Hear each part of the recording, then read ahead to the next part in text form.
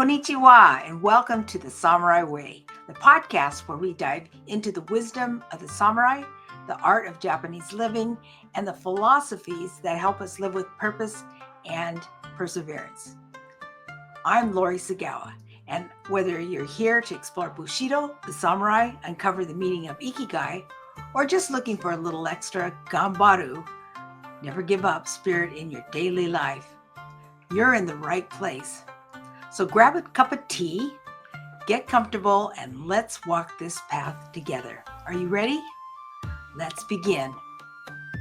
Well, konnichiwa, minasan. Hello, everyone, and welcome to the Samurai Way podcast, where we discuss and share about samurai and Japanese principles, Kodo Bushido, ikigai, ganbaru, kintsugi, and sometimes kaizen. So all of those work together to make life great for people both personally and professionally.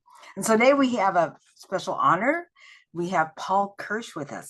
Paul is a former podcast host, and it was one of the top 10 business podcasts of his time. He's the founder of Boss Academy, Business Ownership Success Strategies. He's an experienced sales coach and consultant. In his approach to business, focuses on understanding that most significant decisions take place on a deeply emotional level. Driving for engaging connectedness, his Askology Method is the base of this approach. Paul provides insight on sales, business management, and entrepreneurship, along with the likes of Seth Godin and Guy Kawasaki. So please help me welcome Paul Kirch. Lori, thank you so much for having me. It's great. This is a long time coming, so I'm really honored to be on your show. I'm glad you're here. And would you like to share with the audience a little bit about yourself, how you got to from? Yeah, absolutely. So I grew up in a small town, and I'm going to start that because my town had a person for every day of the year. We had 365 people in my town. My dad was a school teacher. My mom stayed home. I didn't really grow up around entrepreneurs. So, Lori, I knew when I went to college that I just had this feeling I just really wanted to own my own business. I wanted to be a boss. I wanted to start something. And back then, I won't say you were crazy to start your own company, but today everyone seems to either have a side business or they've gone into entrepreneurship, and it's a lot sexier today.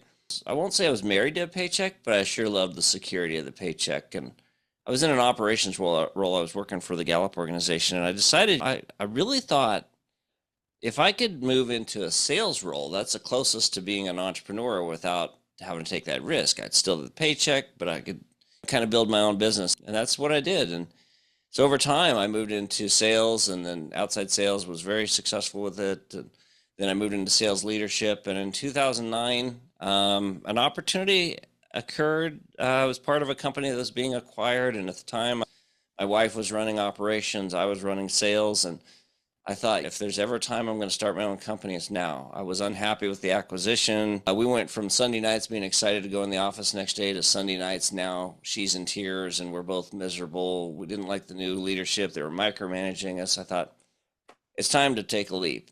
She was 8 months pregnant when I left, by the way. Started my own company, 2009. The economy was in the toilet from 2008. But because I was doing sales coaching and consulting, my phone was kind of ringing off the hook. Everyone needed sales support. They needed help. They needed direction. Oh, this is great. And everything was going good. It was fun. It was exciting. And then all of a sudden, the economy got better and the phone stopped ringing. And all of a sudden, Lori, I'm like, oh, this is interesting. I really had to find, my path, my resolve. I had to go through some times where I was really tested, but it helped me grow. I found support. I created my own little board of directors. It was people that volunteered to help support me, and every month, business owners, salespeople, financial people. These were people that in different practices, about 9 of them, all agreed to help support me. And I said, can't pay you, but if you want to see me be successful, would you be willing to help me? So I've been on a little board of directors, and it was amazing. So fast forward, the time working with my wife was amazing. When the company got acquired, things were a little rocky on the personal side because a lot of damage had been done. We both loved that company, and then overnight really resented it. She stayed on board. I left. over time, it just took a huge toll on our marriage. And I'm telling this whole background story because it's where I ended up today. But I ended up getting divorced in 2016. It was really hard. I had 2 kids at the time, and it was really a big step back for me. I'd kind of moved away from my passion, my sales business. I'd moved into more marketing because it was a way I could kind of hide from those things I didn't want to be doing at the time. And I look at your show and the things you write about, Bushido, Ikigai, and some of these other principles that are just strong foundations. And I guess I'll just say that I learned resolve. I learned sometimes the important things are the relationships we have, and we need to be able to lean into people. And there's a lot of great things that you talk about and write about that have inspired me. And I'll step Oh, back and just tell you real quickly, in 2014, I was very lucky. I had an opportunity where I showed up at a networking event, and the speaker was asking questions of the audience, or talking to the audience, and people were asking her questions during the Q&A, and she was really talking over the head of this audience. They were all small business owners, mom and pop shops. They didn't really have deep marketing experience, and she was talking at a high level. And so I said, "Can I answer this gentleman's question?" Or I think he had some confusion. She goes, "We love this. We're great, please." And so she kind of turned it over to me. Next thing you know, other people are asking me questions. So at the end of that event, people are coming up, handing me business cards, going, "Oh, what you said was amazing. It was so helpful." And this woman approached me, and she was the general manager of a radio station in Dallas. And she says, "Oh, I'd love to have you on one of our local shows. We're national radio. We have national shows, but we had some local stuff. Would you be a guest?" And I said, "I'd love that." And she goes, "Let me find out who to connect you with." A week later, she calls me. She goes, "I changed my mind. We don't want you on as a guest." And I was kind of like a little gut punch. I was like, "Oh, this isn't fun." She goes, "What if we gave you your own show?" And I said, "I've never been on the radio." She goes, "We'll teach you. And we love what you had to say. We love what I've seen about your business and you online. We want to give you your own show." So I launched a show. It was one of the greatest things I've ever done. I turned that into a podcast, and in 2017, I ended up on a top 10 business podcast list. Ironically enough, at the same time, my world was falling apart with my marriage. So fast forward, I found my way back into my sales coaching business, my consulting business. I shut down that radio show and the podcast because I had to take care of my kids. And here you and I are talking because you've inspired me in the work you do, and I hope I can bring a message of hope and support to some of those people who are out there struggling with what they're dealing with. I'm sure you all are already. But one thing I wanted to touch on is we were in our pre-conversation, we were Yeah, talking about humor. Do you want to share a bit about humor and how it plays out in your business? absolutely. So I went through a challenging time. Like I said, things during the divorce it wasn't a toxic divorce. It was more of a toxic marriage. The divorce itself was pain-free in a lot of ways, but it still is, your life's turned upside down. I became a single parent overnight. I had been fascinated with stand-up comedy and improv comedy, and there's a local theater here that's amazing. And they had a course where you could, for a year-long, study improv comedy. Hmm. And so before I even got divorced, I was in the separation stage. I started taking improv courses. Actually, I guess I was still married and still together when I first started, but then I continued. I went through a year-long training program and then auditioned to get on a house team that also did some traveling shows and got on that. And for 3 years, I did improv comedy. Lori, the darkest times where I felt the most lost, most depressed, most kind of misguided, every week I knew I had time that I was going to be laughing. We'd get together and we'd rehearse. There's always laughter, and that laughter was so healing. And to this day, I think back to that. But I infuse humor into a lot of things I do. I host a community that meets every Friday, and if you come there, be prepared to laugh. We have fun. It's serious business, but we've become close. We're a tight knit group, and we pick on each other and we have fun. And people walk away from that feeling good about their day, their life, and each other because we infuse some humor into all of that. So to me, if we're not laughing, we're missing out on a great opportunity to get the best out Mhm. of life. That's right.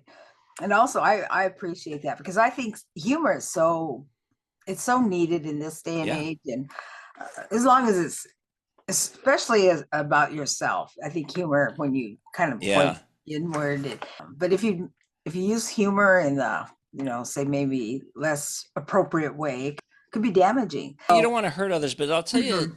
I did learn a hard lesson. So, I've always been a fan of Tony Robbins over the years, and I've gone to several of his events and done some of his trainings. And I had a Tony Robbins coach at one time, and one thing he would talk about is like, your self language, your self talk is often determines your, where you are in life and where you're Yes. going. And one thing I learned early on, even as a kid, as a child, if I picked on myself before someone else did, they couldn't hurt me. There was no bullying Paul because I was self-deprecating. Somebody might say, "Oh, you're ugly." Yeah, I am ugly, and I play into that.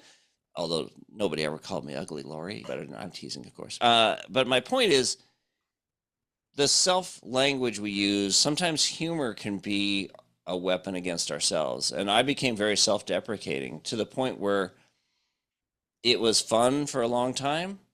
But then when I was going through my divorce and the pandemic hit, and I went through a period of depression, I had a lot of anxiety.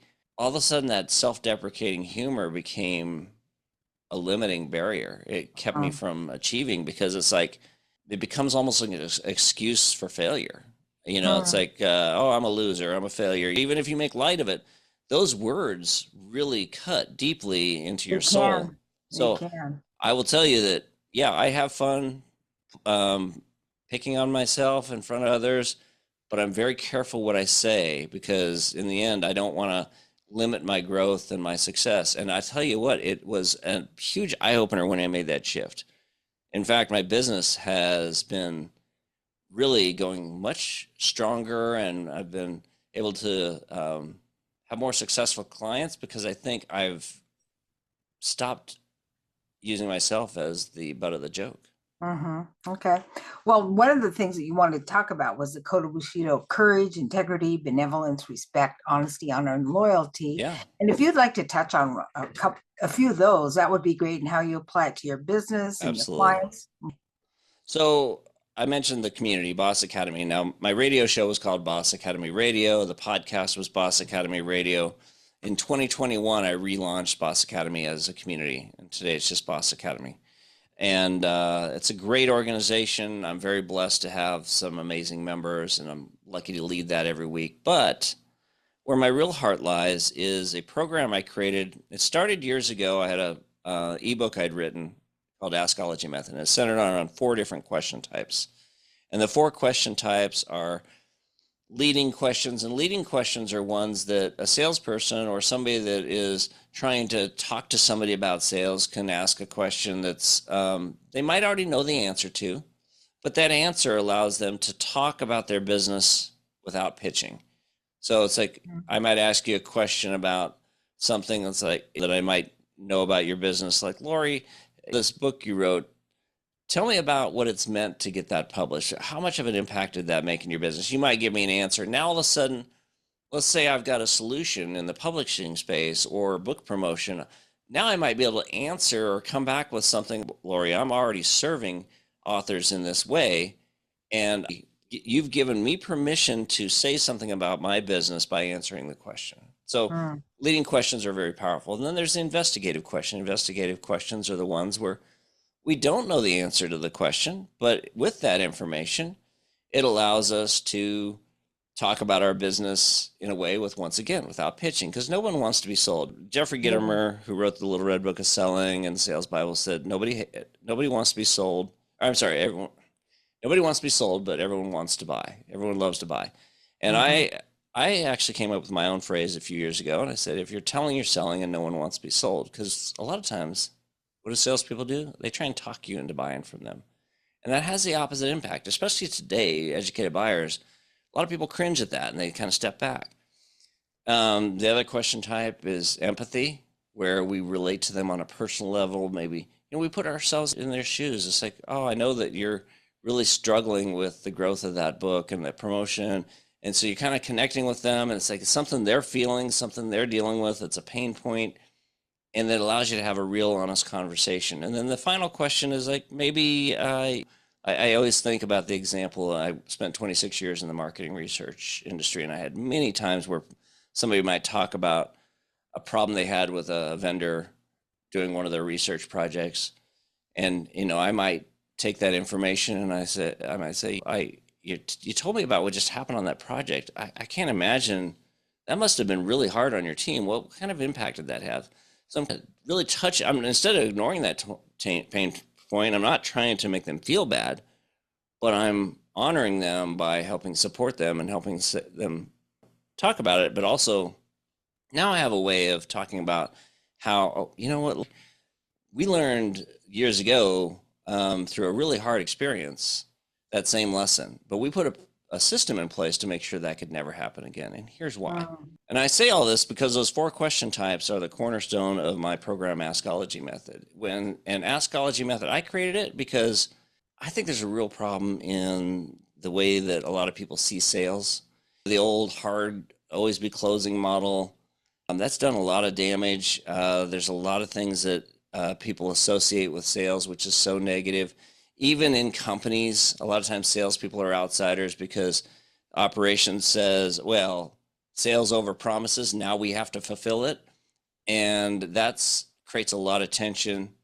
And I think that if done right, if we engage people in conversations and get them talking and really connect with them on an honest level, we can sell with integrity. And we can sell from a place that sales is no longer a dirty word. It's about how do we become a resource for them? How do we support them? How do we make their life better? Because every buying decision takes place at an emotional level. And I know you understand this, and there's other practices that you talk about where emotion and the feelings that people have, those are real. And a lot of times people are selling features and benefits. That's not what people are buying. They're buying, how do you solve my pain point? How do you make me feel? And it's not always pain. Sometimes it's excitement. How do you help me accelerate this growth? How do you take me to another level? It's not always the things that are holding them back. But my point is, we sell from a place where we honor the other person, talk to them with integrity, but also really understand what's holding them back. And if you do it from an honest place, beautiful things can happen. If it's from a manipulative place, no, it doesn't work. I was going to mention that about when you're talking about, but you said it before me, integrity, because this sounds like integrity. Do the right thing all the time. That's 7 words. Do the right thing. It's always like, what's the right thing to do? It might not be the easiest thing to do, but it's probably the best thing to do.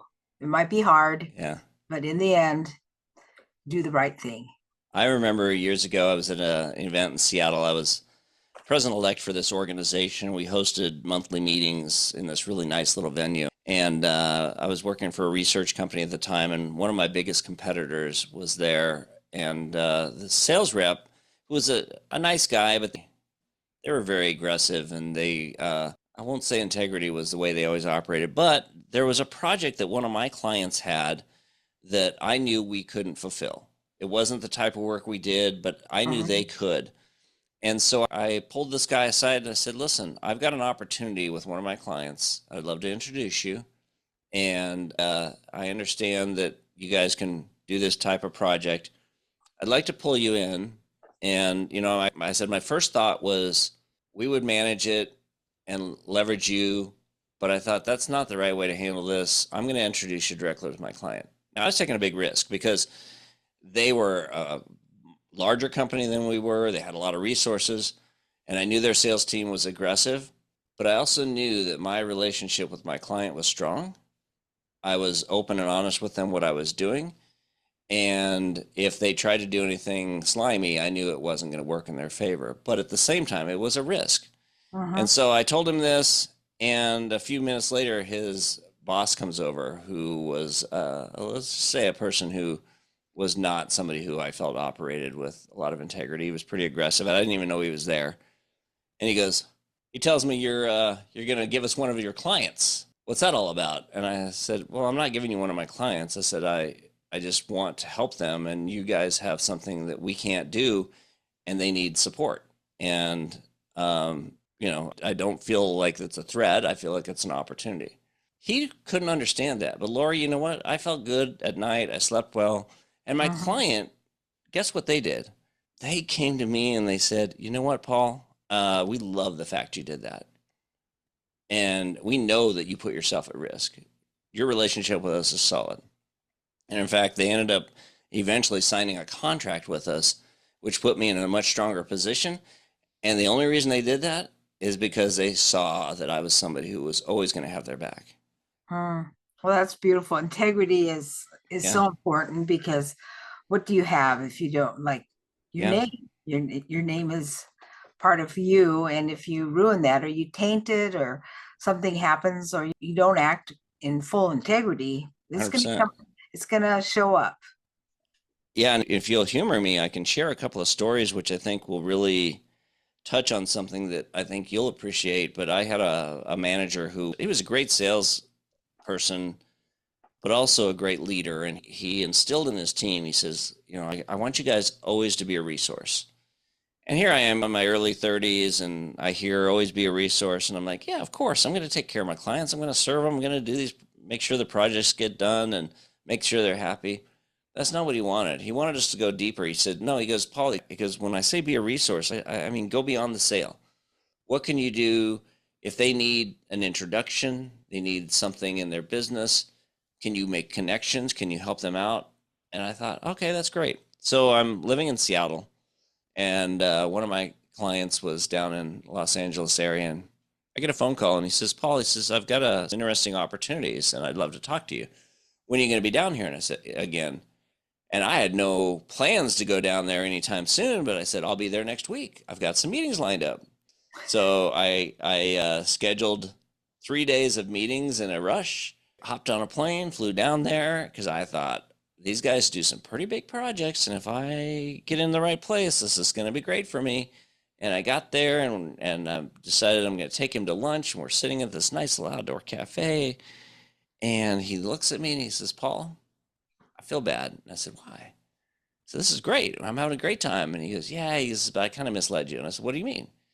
Because I really don't have any projects right now that are a fit. And in fact, I wanted to meet with you because I know you're really connected in the research industry, or you're part of a couple industry boards, and you know a lot of people.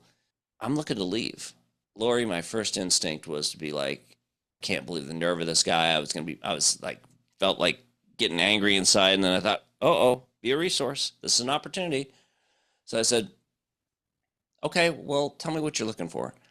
And he starts talking about how he used to work for this company that built game boards and did all these really interesting things. And he was part of the research division. And as he's talking, I'm like, I know a perfect fit for this guy. I know a guy who does work in the gaming space, and he needs a researcher. And he actually told me he was looking for somebody. And I said, well, do you have a resume? And he goes, yeah, absolutely. I called the guy after the lunch and I said, hey, I've got somebody I want to introduce you to, and I'm going to send you his resume.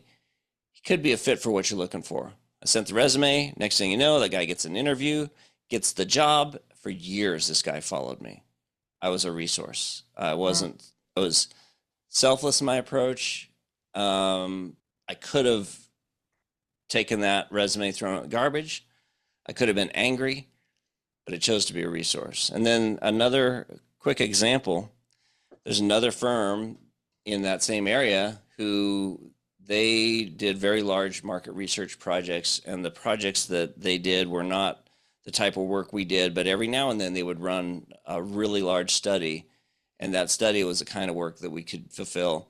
They were few and far between. And I started talking to them 2 years prior to that, and I thought, well, maybe there's some opportunities, and they kept telling me, there's just really nothing. No problem. They were in a very specialized niche space of research. They did research with some organizations in the faith-based arena and did very specialized work. And so I started looking for stuff. Well, actually, I really didn't even start. I ran across an article, and that article made me think, this could be interesting for them, be a resource. So I sent the article to him, and I said, hey, I saw this article, and here's why I sent it to you. And then I started doing some Google alerts. Next thing I know, I keep finding all these reports and these really interesting tidbits and articles, and I'd send them on. And I'd call every now and then. Still no opportunities, Paul. Thanks for checking in. No problem, no problem. 2 years goes by, Lori, and I get a call. Hey, we got this large project coming down. If you're going to be in the area, we'd love to talk to you. I said, I'm going to be there next week. And so I went down, met with them, sitting in the boardroom. After the meeting, the owner had left and a couple other people had left. I mean, there with the gentleman who today is the president, but back then he was just like number 2 in command. He goes, I want to show you something. I said, okay. He walks me into this office, pulls open a file drawer. He says, you recognize anything in there? And it was this folder about this thick. And in there, they'd printed out everything I'd ever sent them. Articles, Wow. references to videos. And he says, you know what? The owner actually, he wrote a couple books, and one of the books he referenced some of the stuff you sent him. We just did a presentation at this large summit, and we referenced some of those points. We've used that in client reports. Because, Paul, nobody does that. Lori, for 2 years, I thought, am I wasting my time? I thought it doesn't cost me anything. It takes a few minutes. It's my way of staying in touch. Eventually something's going to pop. But their loyalty towards me was through the roof. And it's like, if they had project work that was a fit, I was getting it because I was a resource. Oh, that's beautiful. Well, our time is just about up, Paul, but what I do like to ask my guests is to talk about their big dream, and just like to know what yours are. What would you like to accomplish before you leave this earth? Well, it's really interesting. When I started Boss Academy, it was a means of giving back. The radio show, Boss stood for Business Ownership Success Strategies. The podcast, I kind of kept that same acronym, Business Ownership Success Strategies. Every episode, that's what we did. We delivered Business Ownership Success Strategies. When I put it to bed in 2017 and then brought it back to life in 2021 as a community, I wanted to carry that forward. It's like, how can I support entrepreneurs, business owners, and give them tools for success? So I started this community, having this weekly call, which has been amazing. It's changed my life, and it's helped support a lot of small business owners. But I also found my way back to creating content through my sales training program, and that's where Askology Method came from. So I'm going to step back from that because it's all ties together. But I've got 2 teenagers, and teenagers are hard to relate to sometimes. They're very disconnected. They're trying to find their independence. Lori, I found that if I ask the right types of questions, leading questions, investigating, empathy, instigating, those 4 question types that I use in sales, I use to communicate with my teenagers. I get them talking. I get them really interested in what I have to say, which is really saying something, because sometimes teenagers, they like to hibernate in the room. But you're asked what my goal is. My goal is to give them a richer life, to teach them to be the type of people that serve and honor others, that honor themselves. And I want to give them a life where they don't have to stress. And so I'm working very hard to, I don't want to give them the easy life, because you know what? We don't learn from winning. We learn from our failures. But I want to give them opportunity. And in addition, through my program, my goal is to help thousands of small business owners and sales teams find success, but also find better ways to communicate and really create better success. I don't know. Well, that's something that we can, if there's any information on the back end when we have the description, of course, you can just add that. I have an ebook I can share, and I'll just say that a guy from Nebraska, a small town in Nebraska, where there was no examples of entrepreneurship, and I never really thought I would own my own business. Today, here I am, 15 years into the journey, and I'll tell you, Lori, it's like I'm very humbled. It hasn't always been the easiest. It's been probably the hardest thing I've ever done. And being a single father and an entrepreneur, by far the hardest thing I've ever done. But the greatest growth and learning experience. And I'm humbled because I know that every day I get to serve and help others. And I wake up every day knowing I have a mission fulfilled. My why is big. And so, what are my future goals?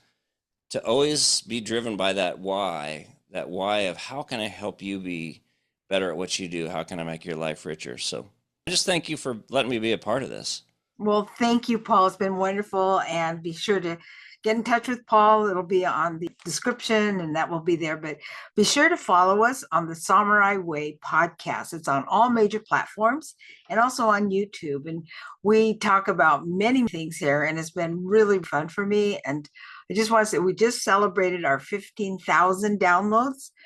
And just the other day we passed 25. So in a short time we got another Amazing. 10,000.